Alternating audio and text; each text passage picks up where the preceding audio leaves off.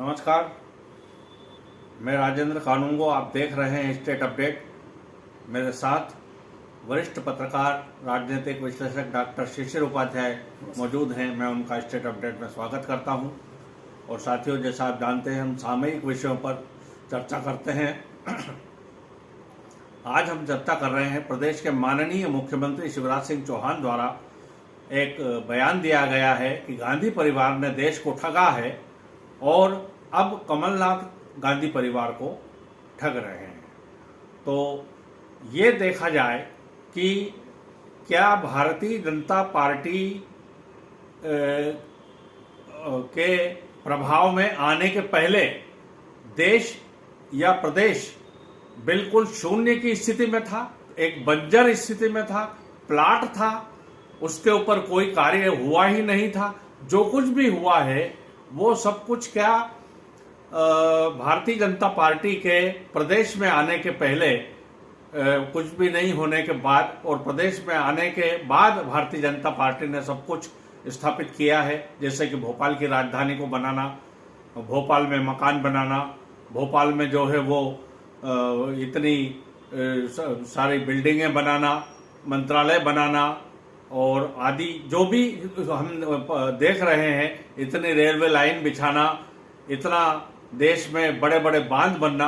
तो क्या ये सब एकमात्र बीजेपी की सरकार आने के बाद ही सब कुछ हुआ है? इनके नेताओं के बोल तो ऐसे ही लगते हैं।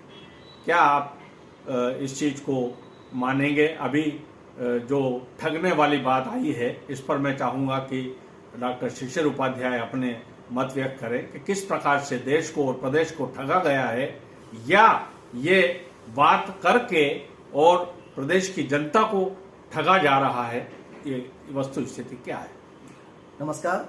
बिल्कुल सही आपने विषय उठाया है और हमारे दर्शकों को ये पता होना चाहिए कि मध्य प्रदेश में चुनावी बिगुल फूंक चुका है और भारतीय जनता पार्टी कांग्रेस से काफी आगे चुनाव प्रचार में, परिणाम क्या होंगे ये अलग बात है, चुनाव प्रचार में भारतीय जनता पार्टी कांग्रेस से कोसों आगे निकल चुकी है। उसने अपने टिकट भी काफी हद तक डिक्लेयर कर दिए हैं। एक दो राउंड मुख्यमंत्री शिवराज सिंह चौहान जी का हो चुका है और जो उन्होंने बयान, जो शिलान्यास करना था, जो घोषणाएं करनी थी, आखिरी दिन तक 12 बजे से आचार संहिता की मीटिंग होना थी और 11:45 तक मीटिंगें चलती रहीं, घोषणाएं होती रहीं और उन पर अमल कब होगा ये किसी को नहीं पता है, लेकिन ऐसा होता है। वो मुख्यमंत्री शिवराज सिंह चौहान जी, कांग्रेस को ये सीखना चाहिए शिवराज जी से कि एक एक पर निगाह रखते हैं। प्रियंका गांधी ने क्या बोला, आज उन्होंने जिस तरीके से कहा, कागज पर प्रियंका गांधी को लिख के दिया गया था कांग्रेस के द्वारा, मंडला में उन्होंने जो घोषणाएं की कि हम 1500 रुपए बच्चों को नहीं, ये स्वाभाविक चीज है। प्रियंका गांधी या कोई भी बड़ा नेता आता है, इवन प्रधानमंत्री या मुख्यमंत्री जो भी कुछ बोलते हैं या करते हैं, वो सब कागज पे होता है, उनको लिख करके दिया जाता है। इतना याद तो किसी को नहीं रहेगा मेरे ख्याल से। नहीं जी, ये इसको लेकिन पकड़कर इसको मुद्दा बनाना, ट्वीट करना, जैसा माननीय मुख्यमंत्री शिवराज सिंह चौहान जी ने कहा कि मैंने प्रियंका जी का भाषण पूरा देखा, जिस तरह से उनसे पढ़वाया जा रहा था, जिस तरह से उनसे झूठ बुलवाया जा रहा था, ये चीजों में ट्विटर वार जो चल रहा है, ट्वीट पर जिस तरीके से अब पूरा चुनाव प्रचार फील्ड की जगह ट्वीट पर चल रहा है और एक दूसरे का ट्वीट करके एक दूसरे पर आरोप प्रत्यारोप लगाना। एक चीज और बताएं आप जी, क्या ये आम मतदाता ये ट्वीट पढ़ता है क्या? बिल्कुल नहीं। ये जो बात आती है कि ट्वीट कर दिया, तो एक जो ऐसा वर्ग है जो जिनके पास एंड्रॉइड फोन ही नहीं है और वो उनको ट्वीट से कोई मतलब नहीं है, तो ये बात कहाँ तक लागू होगी कि ट्वीट के ऊपर जो कर दिया है तो वो आम मतदाता तक वो बात पहुंच जाएगी? बिल्कुल, ट्वीट से उतना ज्यादा फर्क नहीं पड़ता, लेकिन आज उनके ट्विटर बार पर ही देश के सबसे बड़े प्रतिष्ठित अखबार ने फ्रंट पेज पर कम से कम 6 कॉलम की खबर बनाई है। चैनलों पर भी उसको उठाया जाता है। ट्विटर पर जो लिखा है उसको ये मान लिया जाता है कि ट्वीट पर जो लिखा है वो उन्हीं का बयान है और उस बयान के आधार पर खबरें बनाई जाती हैं और वो खबरें अखबारों में जाती हैं, सोशल मीडिया पर जाती हैं और इसके मीम्स बनाकर जिस तरीके से उसको परोसा जाता है, बहुत सारी चीजें अभी चल रही हैं। माननीय प्रधानमंत्री जी के संदर्भ में माननीय जो राहुल गांधी और सोनिया गांधी, कमलनाथ जी, शिवराज सिंह चौहान जी, इनके बहुत सारे ट्वीट, पुराने बयान निकालकर, जिस तरीके से अभी एक माननीय नरेंद्र मोदी जी का एक बयान चल रहा है जिसमें वो कह रहे हैं इंडिया को जिताना है, इंडिया को जिताना है, तो वो इंडिया, उस समय इंडिया की बात कर रहे थे जब इंडिया गठबंधन नहीं था। अभी ज्योतिरादित्य सिंधिया जी का एक बयान आ रहा है कि वो पुराने विजुअल्स निकाल दिए उन्होंने, और वो विजुअल्स बार बार दिखा रहे हैं कि कमलनाथ जी के नेतृत्व में कांग्रेस की सरकार बनाना है, और भाजपा पर बहुत सारे आरोप लगा रहे हैं। वो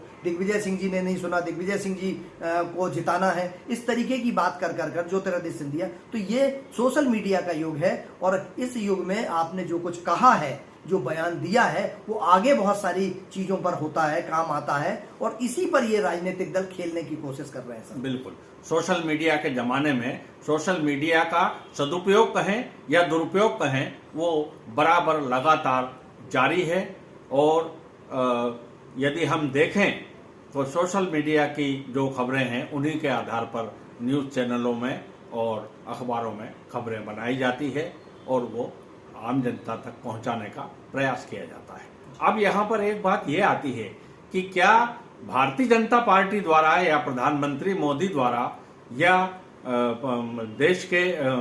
प्रदेश के मुख्यमंत्री शिवराज सिंह चौहान जी द्वारा जो घोषणाएं की जाती हैं वो सही हैं, और क्या कांग्रेस या दूसरे दलों द्वारा जो घोषणाएं की जाती हैं उनको झूठा कहा जाता है? ये कहाँ तक उचित है?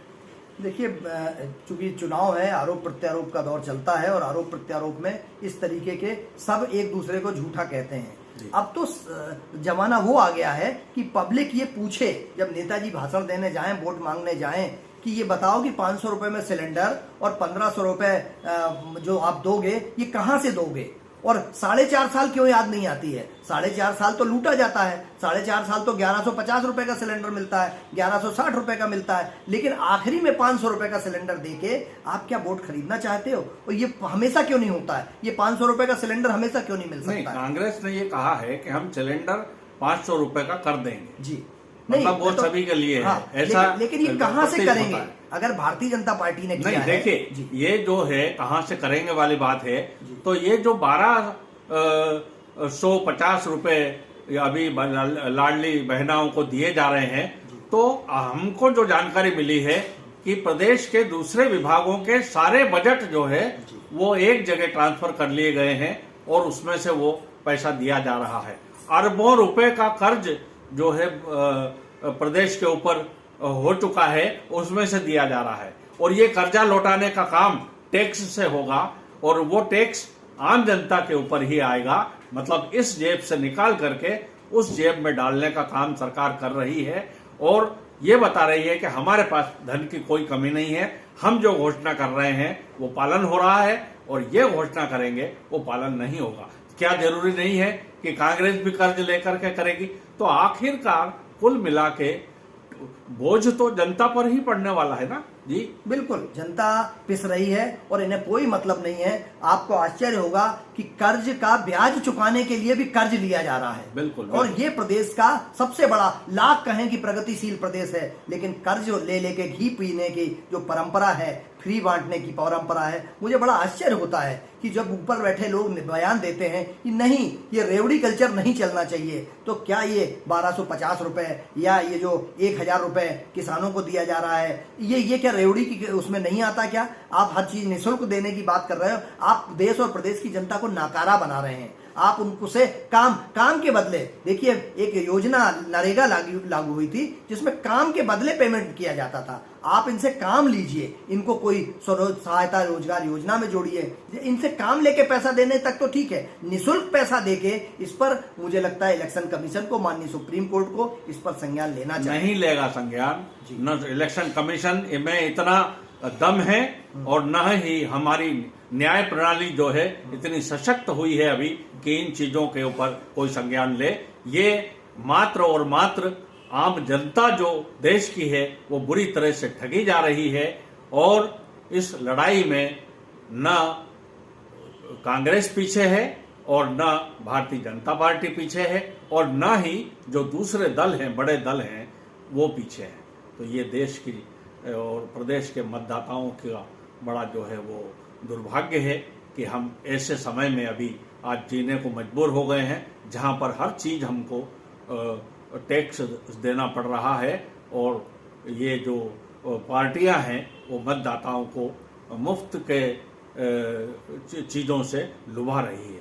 साथियों, ये चर्चा यहीं पर हम समाप्त करते हैं। यदि आपको ये वीडियो पसंद आया हो तो कृपया इसे आप लाइक करें, शेयर करें और सब्सक्राइब करें, और मुझे और डॉक्टर शिशिर उपाध्याय को दें आज्ञा। नमस्कार।